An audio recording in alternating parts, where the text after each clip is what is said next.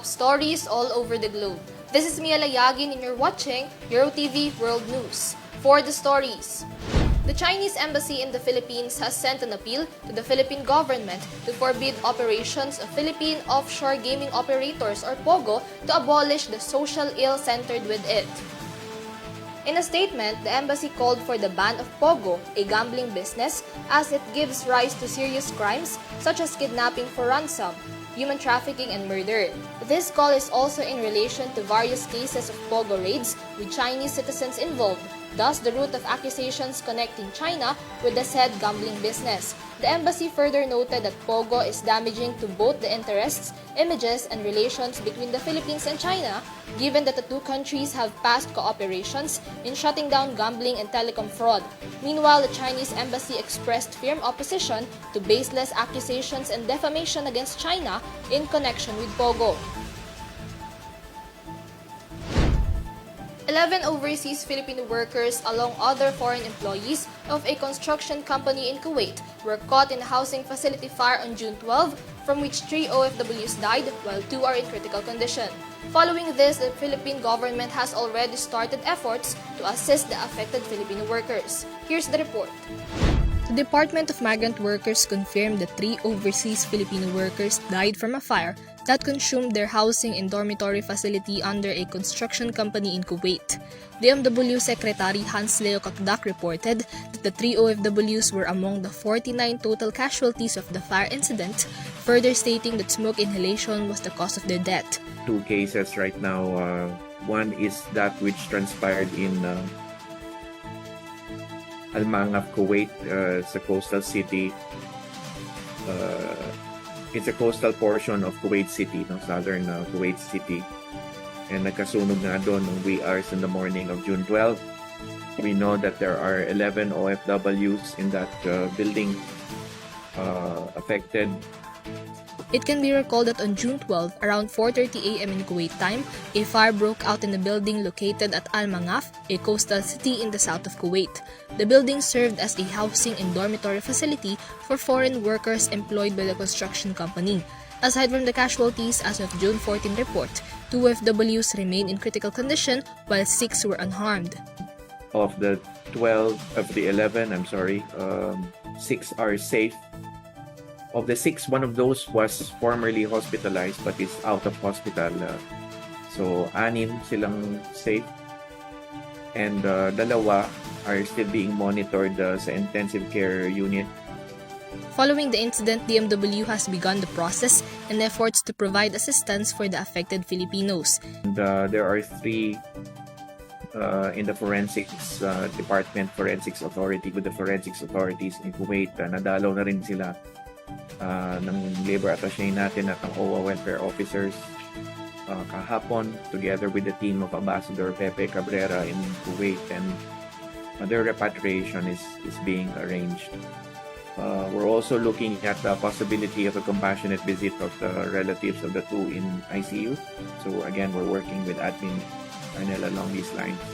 With respect to the families, we have communicated with the families, especially of those in ICU, and the 3 families of the deceased.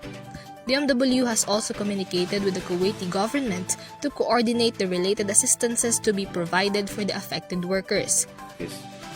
So patuloy lang ang ating assistance. We have also reached out to the Kuwaiti embassy here in Manila, and so has Ambassador Pepe Cabrera in Kuwait, who's also coordinated with his Kuwaiti counterparts, and the Kuwaiti government has assured us of utmost assistance. There will be a right time for financial assistance, including insurance proceeds, especially to the families of the deceased. In due time, these will all be given, but the priority at this stage is repatriation of human remains and the safety and well-being of the 2 in ICU and the 6 who are safe, and they will also be repatriated in due time. Meanwhile, DMW assured that they will continue to be in touch with Kuwaiti authorities regarding the ongoing investigation about the incident. This is Mia Layagin for EuroTV News. Meanwhile, another attack initiated by Houthi rebels were reported on June 12, hitting bulk ship MV Tutor across the Red Sea. In line with this, the President, Ferdinand Bongbong Marcos Jr., has committed to provide safe transfer of Filipino seafarers aboard the attack ship. Details of this news on this report. With the recent attacks of Houthi rebels on ships on the Red Sea, another incident was reported on June 12 with MV Tutor bulk ship being the latest case of the attack. In a statement, Department of Migrant Workers Secretary Hans Leo Kakdak revealed that most of those aboard the vessel were Filipino seafarers, and as of June 14, one Filipino is missing. We also have noted that there is one of the 22 who is missing.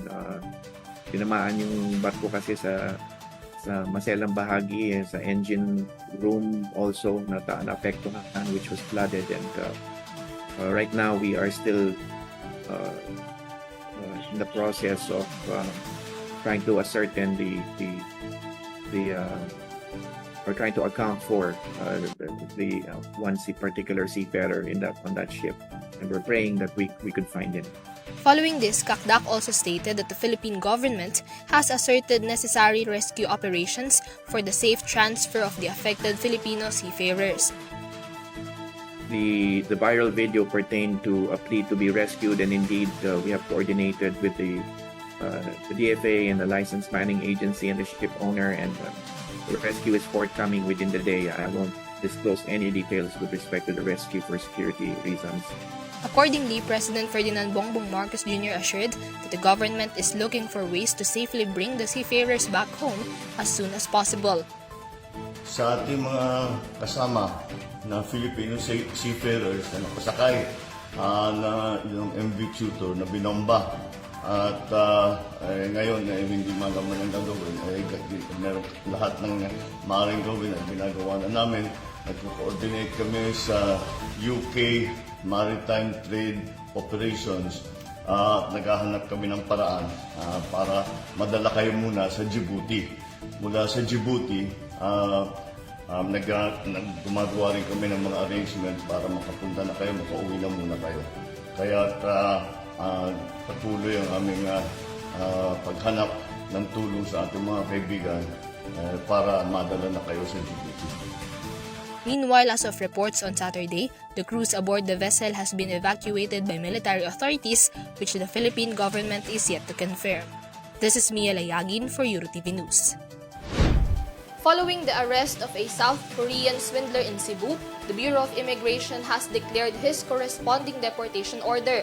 Catherine Landicho reports. Deportation of South Korean swindlers set by Bureau of Immigration or BI for involvement in financial fraud. Commissioner Norman Tansinko also identified the fugitive as Yuyun T, 53 years old, who was detained at his residence in Cordoba, Cebu on June 4 by the Fugitive Search Unit of the Bureau of Immigration. U.S. warrant of arrest was also issued by the Mokpo branch of the Gwangju District Court on February 15, 2020, after he was charged with fraud and violations of Korea's Electronic Financial Transactions Act. South Korean authorities accused him of conspiring with other suspects to run an illegal online sports gambling operation which they used to extort money from victims who were promised huge profits and dividends on their investment. Meanwhile, the syndicate's earning reportedly totaled over 110 million won, or about $80,000. The foreigner is currently detained at the Bureau of Immigration Warden Facility in Camp Bagong Diwa, Taguig City, pending deportation based on the Bureau of Immigration order issued in 2021. Suspect is an undocumented alien after the South Korean government revoked his passport. This is Catherine Landicho for EuroTV News. For other news, following the heavy rains in Himalayan regions on Thursday, at least 10 individuals were reported killed, while around 2,400 tourists got trapped in some tourist spots as of Saturday reports. According to officials, 6 people died in India's Sikkim state, while another 4 died in a similar calamity at Koshi province in Nepal. Reports also stated that around 2,400 individuals were the estimated number of tourists stranded in various tourist destinations after roads and bridges were blocked and damaged by the calamity. Officials, however, assured that the stranded individuals were safe and will be housed in local houses until the weather improves. In addition, approximately 45 houses, roads, bridges, and infrastructure were severely damaged based on Saturday reports. Sikkim, a mountainous region, is prone to severe flash floods and landslides. Meanwhile, the U.S. Supreme Court rejected yet another gun control measure by ruling that a federal prohibition on bomb stock devices, which allow semi-automatic weapons to fire quickly like machine guns, is illegal. Dan Villegas for the report. Upholding a lower court's decision in favor of Austin, Texas, gun rights activist and gun shop owner Michael Cargill, who objected to the ban by arguing that a U.S. agency had incorrectly interpreted a federal law prohibiting machine guns as extending to bomb stocks, the court ruled 6-3, with consecutive Justice Clarence Thomas writing the majority opinion. Following the use of the devices in 2017 mass shooting at the country music festival in Las Vegas that left 58 people dead, the Trump administration implemented the rule in 2019. The ruling, according to Democratic President Joe Biden, invalidates a significant gun safety regulation. His government supported the ruling court. The U.S. Bureau of Alcohol, Tobacco, Firearms and Explosives was at the center of the case, which the National Firearms Act, a federal statute, defined machine guns as firearms that can mechanically fire several shots with a single pull of the trigger, was determined by the Justice Department agency. This is Dan Villegas for EuroTV News. The United States military is preparing to temporarily detach its humanitarian pier from the Gaza coast due to sea conditions. According to a U.S. official on Friday, the floating U.S. military port stationed in the coast of Gaza that is used to transport humanitarian aid in the area will be removed off the coast temporarily. With this, the pier is likely to be moved to the Israeli port of Ashdod until the anticipated sea conditions improve. The arrival of aid through the floating pier started on May 17, with about 137 aid trucks transported to warehouses, which is about 900 metric tons in total. A historical 10-year security deal was signed by Presidents Joe Biden and Volodymyr Zelensky between Washington and Kiev on Thursday. The Ukrainian leader calls it historic in the fight against Russia's invasion. More details at Angelica Galvez's report. A security deal was signed by the Presidents of United States and Ukraine last Thursday. The deal will see the United States provide Ukraine with a range of military aid and training over the next decade, while Zelensky said it would act as a bridge to his country finally winning prized membership of the NATO alliance. Signed shortly after a G7 summit, agreed on a separate deal to loan Ukraine $50 billion based on frozen Russian funds. It becomes as the White House tries to lock in support for Kyiv in an election battle with Donald Trump looming. Biden stated that they had taken major steps at the G7 that collectively showing Putin that he cannot beat them out. According to the agreement, following any future arms strike by Russia, the US and Ukraine must confer at the highest levels within 24 hours. Additionally, it promises to strengthen Ukraine armed forces, collaborate on training and endeavor to develop the country's own armament sectors. According to the United States, Ukraine should have a road to membership, but that is not feasible while it is at war with Russia, since its Western allies would have to fight Russia under the terms of the NATO Mutual Defense Alliance. Longer-range assaults, however, are still prohibited, according to Biden, who defended his action to allow Ukraine to employ U.S. weapons for short-range cross-border operations in the Kharkiv region where Russia is waging an offensive. This is Angelica Galvez for EuroTV News. And that's the top global stories for this week. For more news and information, you may visit our official website, eurotvph.com.